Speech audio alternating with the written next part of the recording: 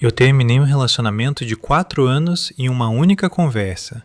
E de alguma forma, eu que estou sendo chamado de frio. Me diz uma coisa. Se a pessoa que você ama, de repente quer uma vida completamente diferente daquela que vocês dois prometeram construir juntos, você fica e vai se quebrando aos poucos ou vai embora e a perde de uma vez? Porque o que ninguém vê é que naquele dia eu não perdi só uma namorada. Eu perdi o futuro que eu já tinha começado a construir na minha cabeça. A gente ficou junto por 4 anos. 4 anos de rotina, piadas internas, conversas de madrugada sobre tudo e nada, e aquele tipo de conforto silencioso que faz você acreditar que encontrou a pessoa certa. A gente não era um casal caótico. Não gritávamos um com o outro, não tínhamos términos dramáticos e reconciliações intensas. A gente era estável, até previsível. E eu digo isso da melhor forma possível. Com 2 anos de relacionamento, fomos morar juntos. Parecia o próximo passo natural. Dividir o aluguel, fazer compras juntos, discutir o que assistir antes de dormir no sofá, tudo simplesmente encaixava.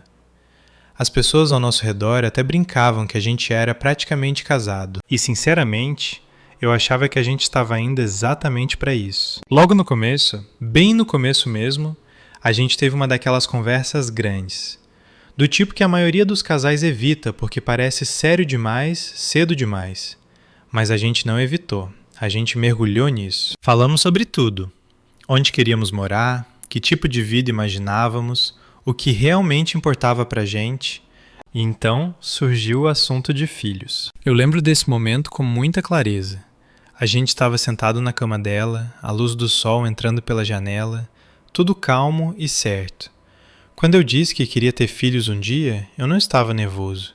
Não estava testando nada. Eu só estava dizendo uma verdade sobre mim. E ela sorriu. Disse que também queria. Não foi uma declaração dramática. Foi simples, fácil, como se a gente tivesse acabado de marcar mais uma caixinha que confirmava: sim, estamos na mesma página. E a partir daí, eu carreguei essa certeza comigo, quietamente, sempre. Eu não pensava nisso todos os dias, mas estava sempre lá no fundo. Esse futuro compartilhado. Uma casa, talvez um cachorro primeiro, depois filhos, ensinar a andar de bicicleta, ajudar com o dever de casa, esse tipo de vida. Não era só um sonho, era um plano. Então quando, alguns meses atrás, ela me chamou para conversar e disse que tinha algo importante para falar, eu não fazia ideia de que tudo estava prestes a mudar. Ela parecia nervosa, mas não indecisa. E isso foi o que mais ficou comigo. Ela não estava confusa, não estava pedindo ajuda para entender algo. Ela já tinha entendido. Ela me disse que não queria mais ter filhos. No começo, achei que tinha entendido errado.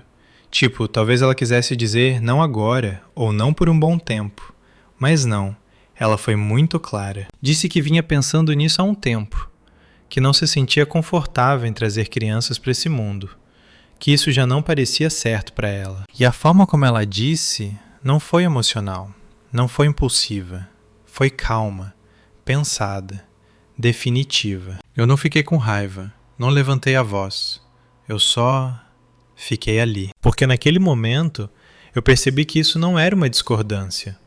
Não era algo que a gente pudesse negociar como onde morar ou como gastar dinheiro. Era uma daquelas coisas que ou se alinham ou não. A gente conversou por horas naquela noite. Provavelmente horas mesmo. Rodando em círculos, tentando entender um ao outro sem forçar demais. Perguntei se ela tinha certeza. Ela disse que sim. Perguntei se achava que isso poderia mudar no futuro. Ela disse que não acreditava. Em algum momento, eu mencionei a adoção. Não como uma saída, nem como uma forma de ganhar a conversa. Mas porque para mim, querer filhos nunca foi sobre biologia. É sobre criar, estar presente, construir uma família. Mas ela descartou isso também. Disse que não queria criar filhos de jeito nenhum. E foi aí que realmente caiu a ficha. Isso não era uma pequena mudança. Não era algo que dava para contornar. Era uma vida completamente diferente. Eu lembro de estar ali, olhando para ela, sentindo uma mistura estranha de amor e distância. Como se ela ainda fosse a mesma pessoa que eu amava profundamente, mas ao mesmo tempo tivesse entrado num caminho que eu não podia seguir. E acho que ela viu isso no meu rosto, porque foi aí que ela começou a se emocionar. Não na defensiva, não com raiva ainda, só com medo. Ela perguntou o que eu estava pensando. E eu disse a verdade. Falei que respeitava a decisão dela, completamente. Que ela tinha todo o direito de escolher a vida que queria. Mas também disse que eu não podia abrir mão de ter filhos. Só de falar aquilo já parecia pesado. Como se eu estivesse escolhendo algo abstrato, algo que nem existia ainda, em vez da pessoa real sentada na minha frente. Mas não era tão simples assim, porque para mim não era só ter filhos. Era a vida que eu sempre imaginei, o tipo de futuro que dava sentido para todo o resto. E eu me conheci o suficiente para entender outra coisa também. Algo que muita gente não gosta de admitir. Se eu ficasse, eu passaria anos esperando que ela mudasse de ideia. Ou começaria a sentir ressentimento por ela não mudar. E nenhuma dessas opções seria justa. Nem com ela, nem comigo. Então eu disse que a gente não deveria continuar junto. No momento em que aquelas palavras saíram da minha boca, tudo mudou. Ela me olhou como se tivesse dito algo completamente absurdo. Como se tivesse apagado 4 anos da nossa vida com uma única frase. E então, vieram as lágrimas. Não eram silenciosas. Era algo cru, doloroso. Daqueles que fazem você questionar tudo que parecia sólido. Ela perguntou como eu podia fazer isso tão rápido. Como eu podia simplesmente decidir acabar com tudo assim. Disse que se eu realmente a amasse, eu tentaria fazer dar certo. Que eu não iria embora assim. E eu entendo porque ela se sentiu assim. Eu entendo mesmo. Do ponto de vista dela, nada em nós tinha mudado além de uma decisão. E para ela, isso não superava tudo que a gente construiu. Mas do meu ponto de vista, mudava tudo. Eu tentei explicar que isso não era desistir dela. Era me recusar a construir um futuro que eu sabia que deixaria nós dois infelizes. Disse que a amava demais para ficar no relacionamento onde um de nós acabaria sentindo que sacrificou algo essencial. Mas quanto mais eu explicava, mais parecia, pelo menos para ela, que eu estava escolhendo um futuro hipotético em vez dela. E talvez, de certa forma, eu estivesse. Aquela noite terminou sem uma resolução real. Só distância, silêncio. E aquele entendimento pesado de que tínhamos chegado ao fim de algo que nenhum dos dois queria perder. A gente não gritou, não jogou coisas, não teve cena dramática. Só 2 pessoas sentadas no mesmo espaço, percebendo que não estavam mais indo na mesma direção. Sabe aquela sensação de quando algo enorme acontece, mas o mundo ao redor não acompanha o peso disso? O sol continuava entrando pela janela, a cafeteira ainda fazia barulho, as pessoas lá fora seguiam com suas vidas como se nada tivesse mudado. Mas tudo tinha mudado. A gente começou a andar pelo apartamento como estranhos. Não com hostilidade, só distantes, cautelosos. Como se cada palavra precisasse ser medida para não desencadear mais alguma coisa. Em um momento, ela perguntou: "Então, é isso?" E eu não sabia como responder sem parecer cruel. Por que o que você diz? Sim, 4 anos acabaram por causa de uma conversa? Soa frio quando você coloca assim. Parece que eu não valorizava o que a gente tinha. Mas a verdade é, aquela conversa não apagou 4 anos. Ela revelou algo sobre os próximos 40. E isso eu não podia ignorar. Passamos os dias seguintes resolvendo coisas práticas. Quem ia sair do apartamento, o que fazer com os móveis, como dividir tudo que a gente construiu juntos. Parecia algo quase clínico, e isso tornava tudo ainda pior, porque cada objeto tinha uma memória. O sofá que escolhemos juntos depois de discutir 2 horas na loja. As canecas de uma viagem aleatória de fim de semana.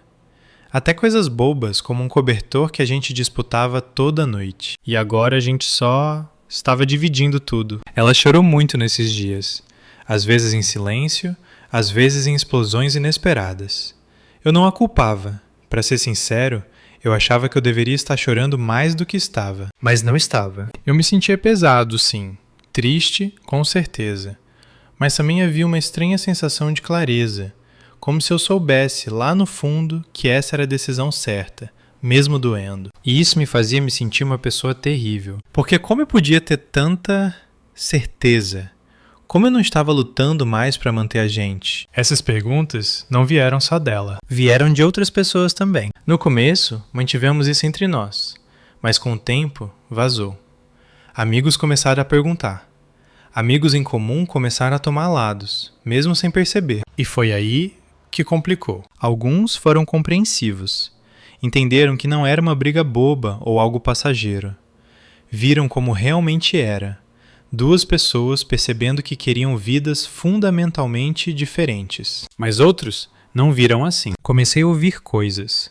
Não diretamente no começo. Só comentários indiretos, conversas de grupo, aquele tipo de coisa. Ela não acredita que ele terminou assim. Ele nem tentou resolver. Se ele realmente amasse, teria ficado. E então ficou mais direto. Um amigo em comum, alguém que eu respeito muito, sentou comigo e disse algo que ficou comigo. Ele disse: "Parece que você jogou ela fora." Eu lembro de ficar olhando para ele, tentando processar. Porque na minha cabeça eu tinha feito o oposto. Eu a respeitei o suficiente para não levá-la para um futuro onde ela se sentiria pressionada a mudar. Mas de fora, não parecia assim. Parecia que eu desisti. E eu entendo. Eu entendo mesmo. Do ponto de vista deles, relacionamento é sobre compromisso, né? Sobre ajustar, adaptar, fazer funcionar mesmo quando é difícil. Mas o que acontece quando aquilo que você precisa ceder é algo que não dá para ceder? Você não pode ter metade de um filho. Você não pode criar uma criança pela metade. Ou você constrói essa vida, ou não. E quanto mais eu pensava nisso, mais eu percebia algo que me assustou. Se eu tivesse ficado, não teria sido por amor. Teria sido por medo. Medo de perdê-la. Medo de recomeçar. Medo de ficar sozinho depois de construir uma vida com alguém por tanto tempo. E esse tipo de medo não constrói relacionamentos saudáveis. Constrói ressentimento silencioso. Comecei a imaginar como seria a nossa vida daqui a 5, 10 anos se eu tivesse ficado. Talvez no começo fosse tudo bem. A gente se convenceria de que o amor basta, que poderíamos redefinir felicidade. Mas e depois? E quando nossos amigos começassem a ter filhos? E nas reuniões de família, quando perguntassem: "E vocês, quando vão ter filhos?" E quando eu visse um pai ensinando o filho a andar de bicicleta e sentisse aquele aperto no peito, eu realmente ficaria bem com isso? Ou começaria a olhar para ela, alguém que eu amo, e sentir um ressentimento silencioso por uma escolha que ela tinha todo o direito de fazer? E do lado dela, o que ela sentiria? Culpa? Pressão? Como se estivesse me impedindo de viver a vida que eu queria? Isso não é amor. São duas pessoas sufocando sob expectativas não ditas. Então, quando me disseram que eu deveria ter tentado mais, eu sempre voltava à mesma pergunta. Tentar o que exatamente? Tentar mudar a cabeça dela? Tentar ignorar a minha? Tentar fingir que algo tão grande não acabaria nos destruindo de qualquer forma? Porque para mim, ficar teria sido a escolha mais fácil no curto prazo e a mais dolorosa no longo prazo. Mesmo assim, as vozes me afetaram. Eu não vou mentir. Houve noites em que eu ficava deitado, olhando para o teto, revivendo tudo. Me perguntando se fui rápido demais, decidido demais, frio demais. Comecei a duvidar de mim de formas que nunca tinha feito. E se eles estiverem certos? E se o amor deveria ser suficiente? E se eu abandonei algo real por causa de um futuro que nem é garantido? Então, tinha ela. A gente não cortou o contato imediatamente. Não foi esse tipo de término. Não houve traição nem raiva. Só dor. Trocamos algumas mensagens depois. No começo, mais práticas. Depois, emocionais. Uma noite, ela me mandou uma mensagem que eu ainda penso. Ela disse: "Eu não entendo como você pode parar de me escolher."